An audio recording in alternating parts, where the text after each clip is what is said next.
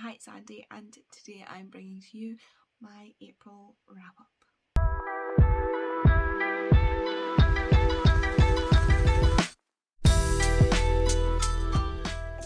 So in the month of April, I managed to read 16 books, which, considering the kind of month I feel like I've had, is pretty impressive. I will say just now, please ignore these. These are some wrist braces because my wrists really hurt right now. I need to get I've got one that covers my whole. I need to get another one of these but these will just have to do just now. But yeah, please just ignore them because that's what they are, basically. Also, if you can hear my laptop kind of having a hissy fit in the background, please ignore that. It's currently exporting my vlog, which is almost an hour long. So basically, I'm going to take you through what I read in April and give you some thoughts. So the first thing I read in April was actually something that was meant to be on my March TBR, and that is Our Dark Duet, which was the March Schwab-along book. This is the follow-up to The Savage Song, and it follows August and Kate in the aftermath of that and the aftermath of the big change that happens in that book. I don't really want to say much because I don't want to ruin it for anybody who's not read both of them. But yeah, this basically is set in a world where monsters are real. So there's this city called Verity, or V-City, and acts of violence breed monsters. General violence breeds these things called Corsi, which are these monsters in the dark that'll pull your flesh off your bones. Basically the reason you don't go into the dark, that sort of monster. And then if you murder someone, then you get the Malkai, which are vampire-like beings. So they're pale and they can't really deal with the sunlight very well, and they drink blood and blah blah blah. These are also an echo of the person that's committed the crime, so you can always tell whose Malkai they are. And then there are the Sunai, which are the monsters that are created through mass destruction and mass death. So for example, August was created through a school shooting, and his sister was created through an explosion that took out hundreds of people. His brother was created by a mass suicide by a cult. So mass death create these Sunai, which are the rarest form of monster and also the most dangerous because they play music. So whatever music they hear first is what they can play. So for example, August plays the violin, and that brings your soul to the surface, and they can devour the souls of those who have created, Malkai, for example. If they've killed someone, brings their soul to the surface and they can eat that soul, and they have to, otherwise they'll go dark. But yeah, this is a world where this exists, and August is a Sunai. And Kate's dad is basically the ruler of one side of V-City, and August's dad is the ruler of the other side, and it's just dystopian fantasy. It's actually really, really enjoyable, and I'm looking forward to being able to reread these later. If you want to hear more thoughts on this, I will say you should probably go and watch the Schwab-along lives for these two books. The next thing I read was Goodnight Mr. Tom by Michelle Magorian, I think. This is a World War II historical fiction that I read when I was in school, and it's always been one of my favourites. You may have read this in school and you may have seen the movie. It is about a little boy called Willie who is evacuated from London to the countryside and ends up living with this scrouchy old man called Mr. Tom.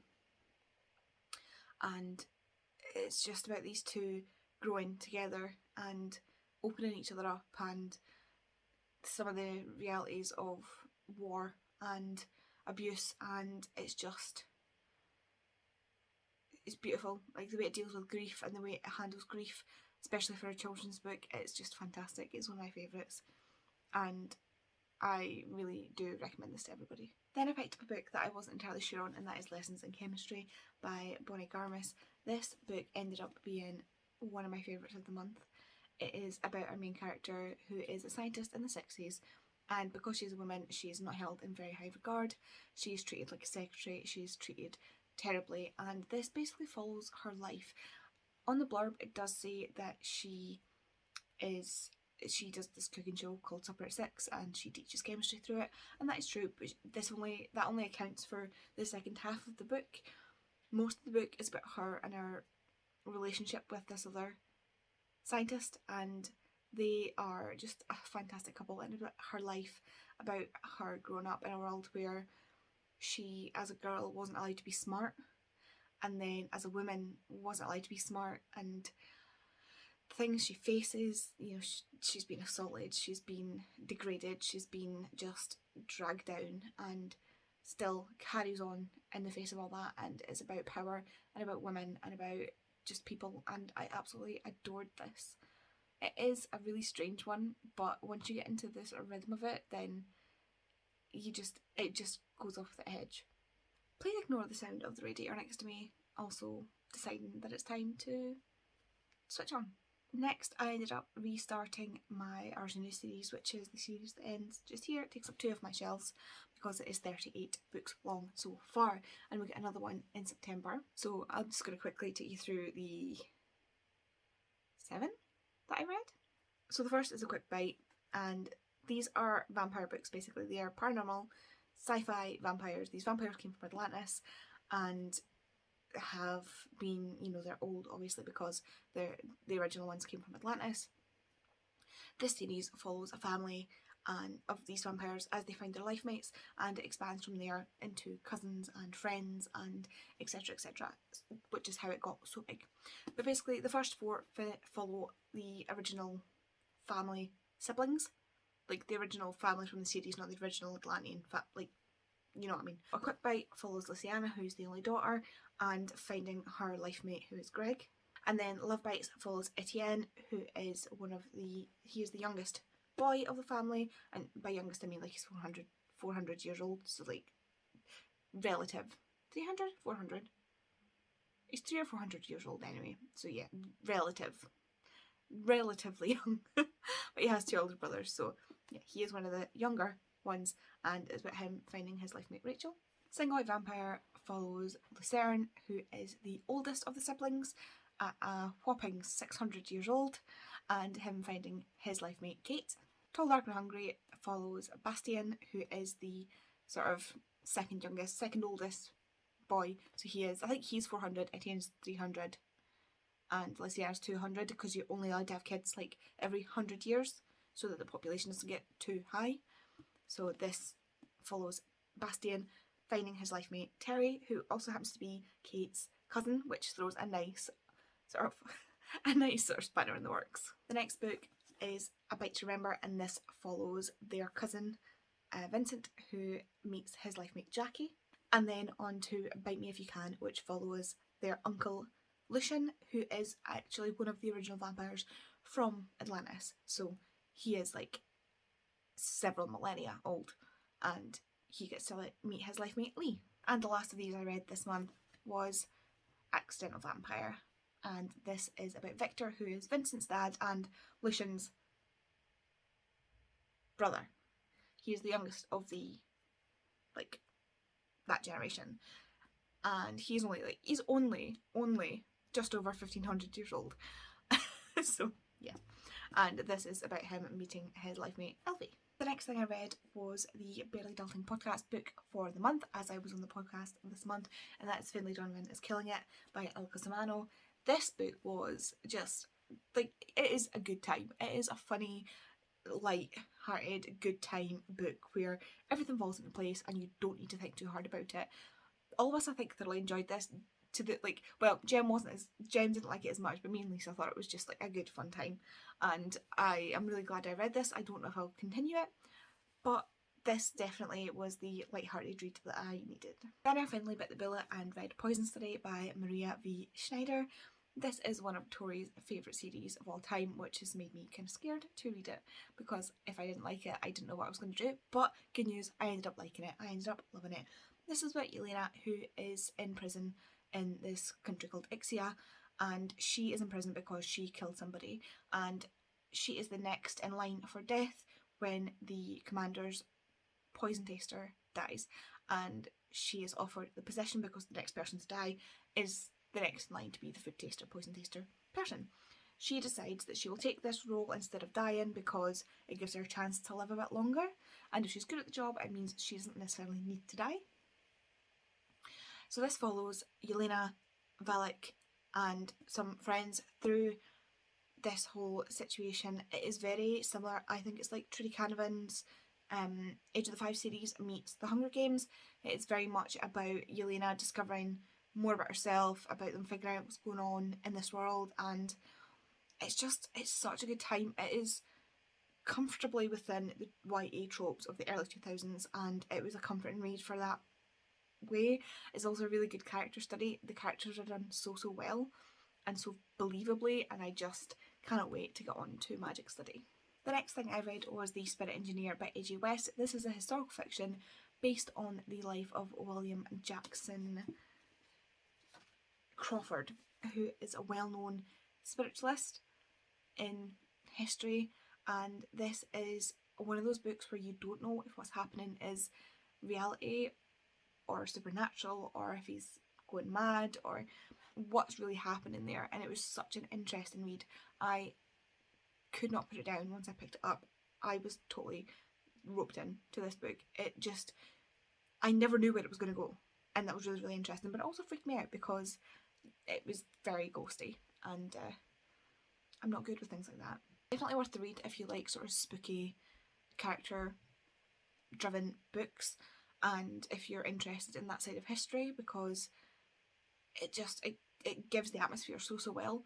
I'm so glad I got this. I'm so glad I read this. Thank you again to Pia for giving me this, because I really enjoyed my time with it. And yeah, like, well done to the author, because this book was just like, I never knew what was coming.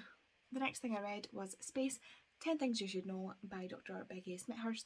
I've been watching Becky on YouTube quite recently, and I've been binging through her videos, and this is just a small book that she wrote of 10 quick bits about space that she feels is important for you to know as just a layperson.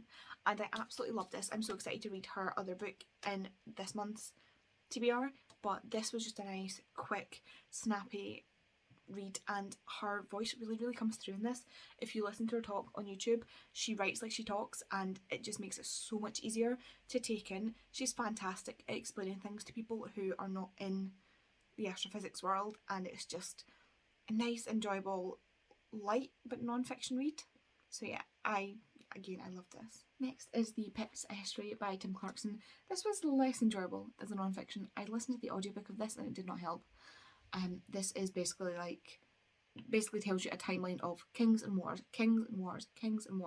Didn't give me anything I was interested in when it came to the Picts, which is such a shame. I'm sure there are some people, if you're interested in military history, give this a read, but there's also, to be fair, there's also not much known about the Picts and their philosophy and things like that, so yeah, it was unfortunately disappointing. And the last book I read this month was The Casket Girls by Alice Arden. This is a YA about the vampires and witches of the French Quarter of New Orleans. This was so interesting. It is set in the background of a large hurricane and a large storm that has hit New Orleans and has wrecked the place. And our main character, Adele, is coming back with her father to New Orleans after they've been evacuated for like 2.5 months. And things start happening, and she starts discovering she's got these abilities, and things start happening where she starts realising that some supernatural creatures do exist, and they exist within the French Quarter of New Orleans. If you know anything about New Orleans history and its folklore, mythology, there is so much written within it about witches and voodoo and vampires and just the supernatural in general. And this book just covered a lot of it. It's such a fantastic read. It's the backdrop of New Orleans in this state where it has been ransacked, but its people are still, the spirit of the place is just fantastic. This book seemed so familiar to me and I couldn't place it, but it is so deeply entrenched in the mythology and the general life of New Orleans that is probably why, because it's written so well, and you can tell that the author has spent a lot of her time in New Orleans. But yeah, this was just fantastic, and I'm looking forward now to reading the other 3 books in this series. So after several attempts, this is the end of my April wrap-up. I have tried to film this video so many times, but I keep getting interrupted by things, be it cars, radiators, dogs, wives, you know, that sort of thing. But yeah, so if you've read anything I've read this month, please let me know in the description. I say this all the time, in the comments, not the description, and chat to me. I really, really enjoyed this month's reading. The only sort of downer was the Picts, which, you know, is disappointing, but one book out of 16 being disappointing is relatively good numbers. So yeah, thanks for watching, and please have a look at my links down in the description. It will have things for you to get money off, things for you to get free trials of things, all that sort of good stuff. And please do like and subscribe to my channel, because I will be trying to post more and more. But yeah, I'm gonna go before I start rambling, because that seems to be my thing these days. So thanks for watching, and I will see you in the next one.